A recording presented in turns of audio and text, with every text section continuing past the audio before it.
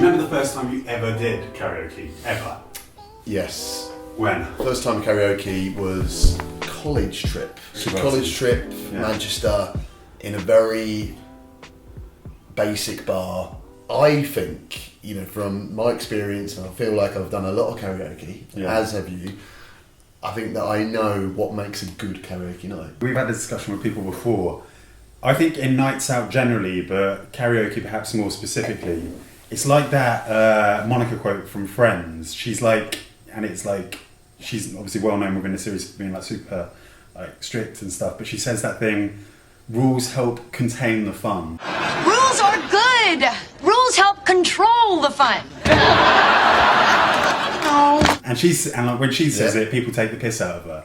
But I do think there is an element of that. You can go like, some of the best nights out you'll ever have will be like completely out there, no plans whatsoever. Yeah. But also you'll have other nights, usually bigger groups of people, like a karaoke group. You need to have some sort of structure for it. You do. Because we've all been on a stag do, or a hen do, or a birthday, Christmas do. We've gone out, lack of structure. Absolutely. Within an hour, everyone's like, what the hell's going on? Yeah, mate. And karaoke is the best example of that. And you talked to me before about some of the things we're going to talk about now. The structure you think helps create a good karaoke night. Hugely, man. And I think the first thing, as you said, man, structure-wise, is around the timing of when you do the karaoke. Yeah. If you're talking like a stag do or a birthday party or whatever it might be, whatever you're celebrating, I think some people often go at the start of the night or at the end of the night for karaoke. And I've recently saw the end of the night, and I think that you're already lost a few numbers by that point. Yeah. I feel like because you finish on such a high, because you can really end, and it's a great buzz you have. If you do it at the end of the night, it almost feels like you're losing out on that high a little bit. That's it. When you get out of karaoke, because you're all kind of like shouting and jumping and dancing about and having fun in this confined space, you get out and it's like, right, let's kick on. Yeah. If you do that at 2 o'clock in the morning, then you're going to kind of be, Yeah. I don't know, hitting the kind of shitty club. Well, not necessarily, but not necessarily going on to what you want to be going on to. And if you do it at the start, then there is obviously the issue of people not being fully up for it and fully engaged and fully drunk enough to really get into the swing of it. So I think middle road, first of all, first top tip here is do it at a time that's kind of not quite at the end, not quite at the beginning, right in the middle. Yeah. So you're looking at what? In the scheme of a night out, 9, 10 o'clock. I'm trying to base this on like my... I love the idea now that all these karaoke companies around London get bookings specifically between 9 and 10 o'clock. It's going to be like a witching hour of like 9, 10 o'clock, and they're like, they can't take enough bookings. And after that, it's like... Adam told you every visit this time, so that's it. Front room bookings, get a discount. Quote front room. What else then, man? What else do you think is important? I think one of the other big important points is not making it about you. And I don't just mean that in like the whole thing of going out there and trying to prove to everyone that you're the best singer in your group. I'm talking about you need to be, assuming you're only going to be in there for an hour or 2 hours, something like that, you need to play songs that people are going to recognise firstly. Yeah. You need to not be a microphone hog. And I don't even mean that just necessarily through your... through whenever you go on stage. I mean actually through your song. Allowing people to join in with the chorus, stuff like that. If you you get these people that go to a karaoke night, they play a song that just no one ever heard of because it means so much to them, and it'll be like everyone's sitting there for 4.5 minutes thinking, when's this one going to end? Even you saying that makes me cringe. Honestly, it's because we know people who've done exactly that. We have, and two of the first. My brother, if he's watching, you did this last time. I have seen people, and this is going back Magaloof years now, when they do Meatloaf. And if you know that Meatloaf song I'm on about, it's a 9-minute track. Now, if you've got an hour and a half in a karaoke box and someone's dominated one song for 9 minutes, they don't get the mic ever again after that. That is their time on the mic over. Yeah, and you know what? It's because it's I'll Do Anything for Love, right? Is that the song? No, it's Love on the Seat of a Dashboard. Love on the Seat of a Dashboard. That's so not right. It's something about a dashboard. I can see paradise by the dashboard light. It's 9 minutes long. Is it one of those songs as well that also is an instrumental for like 3 minutes? Yeah, so you have that point and everyone's like pissing off to get drinks. Yeah, they're gone, mate. They're gone. Alright, so the last karaoke experience I actually had a really good night, and a couple of ingredients that were in the mix was, here's the thing, when you choose songs, I think first of all, choose them beforehand. Yeah. That sounds a little bit contrived, and it sounds a little bit like you're losing the fun. Back to your Monica point. Rules help control the fun. But I think, like, even if you promote your group to do this, at least have one song in mind. Yeah. You know, write it on your phone or whatever, because most of these places you go into, you can put a queue, a playlist up, and that's it. You don't have to worry about who's going to storm in and press the button and jump to conclusions and try and put on a really big song halfway through or a big song at the start, whatever. You know, have a playlist, have a setup. That's the first thing. I've even got a long list on my phone of when I go into karaoke, I know what ones I might do, depending on the kind of audience, etc.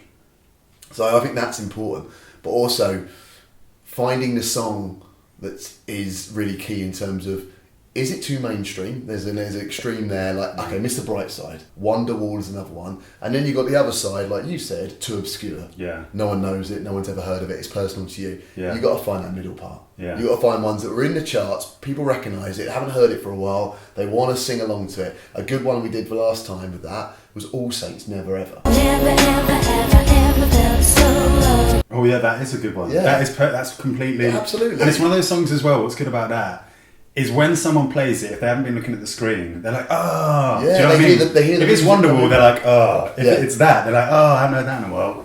Honestly, when that first beat come in, you got that in reaction, like, if someone puts on Wonderball, it's not a reaction, it's like, it's a, I've heard this before. It's funny with Wonderwall because it's genuinely one of the greatest songs ever written. Like, it's an iconic song of the 90s, but it's now like just so associated with something being overplayed, be it on an acoustic guitar on a beach somewhere, or in a karaoke. Lager Louts. Today it's gonna be the day that they're gonna throw it back. It has been played to death.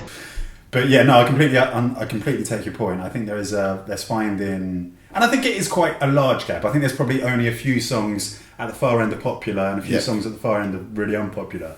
But yeah, don't do one of those two. There is an exception for this. Okay. You've got to finish on a big song. It's not a big song, it's like a power ballad, like a Mariah Carey number, which you do on your own. Yeah. I guess what I'm saying, it's an audience participation song, which by and large is going to mean it's more likely to be like super well known and stuff like that. Absolutely. But it does also mean it means everyone can get involved, and talking about that buzz that you want to be left with when you're kicking on to go somewhere else.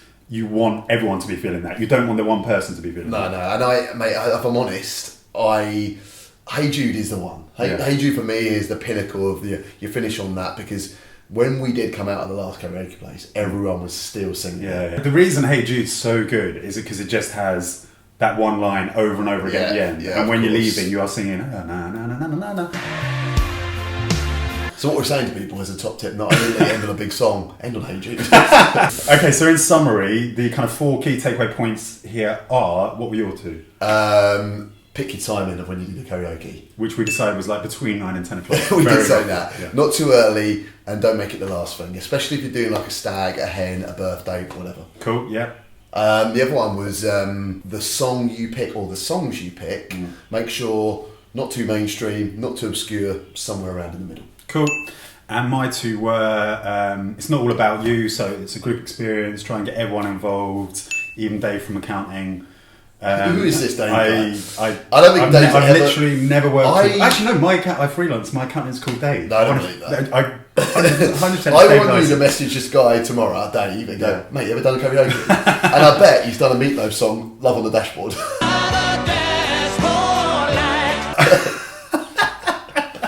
So my big one is, it's not about you, and finish on a big song, preferably Hey Jude. Yes. I can't finish this vlog without mentioning this incredibly awful beer that I've been drinking the whole time, which is chili beer, which is one of those beers that you get like as a present from like your auntie at Christmas. Like, who ever buys chili beers? No one buys chili beer. Never buy chili beers. Well, if you have it as a present, don't even drink them. So it's disgusting. What wine are you drinking this week? It's one from the shop. Merlot, but Hardy's, yeah. Good, full-bodied, or smooth and mellow, I'd say. Smooth and mellow, my friend. Like my singing voice. Oh, I really don't feel like we should go out on that, but we're almost certainly going to. Cheers. Ooh, good sound. Every time when the sun goes down, you tell the song to sing.